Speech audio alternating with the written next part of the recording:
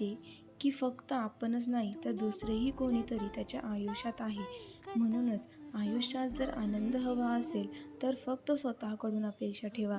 आपण ज्यांच्या चुका विसरून आपण प्रत्येक वेळी नाती जपतो तेच आपल्याला फालतू असण्याची जाणीव करून देतात. आणि आवडत्या व्यक्तीला भेटणं म्हणजे अनेक गोष्टींवर नकळत मिळालेलं समाधान असतं असेही नसते. राग बोलण्यात असावा, मनात नाही. आणि प्रेम मनात असावा, फक्त बोलण्यात नाही.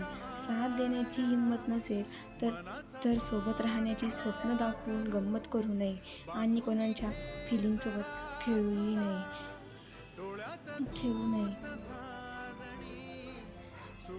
पण कोण कोणासाठी किती इम्पॉर्टंट आहे हे वेळ आल्यावरती नक्कीच कळतं. माहिती नाही असं असं काय बदलले आहे, पण पण आधीसारखं काहीच नाही राहिलेलं. आपण कितीही खऱ्याने चांगलं वागलो तरी कोणाच्या मनासारखं न वागल्याने आपण वाईटच ठरतो. वेळ निघून गेल्यानंतर प्रत्येकाला कळतं जपलं असतं तर आज संपलं नसतं. हे हे हे त्याला पण कळेल जेव्हा तेव्हा तेव्हा तेव्हा त्याला समजेल माझं असणं त्याच्या आयुष्यात काय होतं. म्हणून हसत हसत जगा. आयुष्याचा चित्रपट पुन्हा लागणार नाही.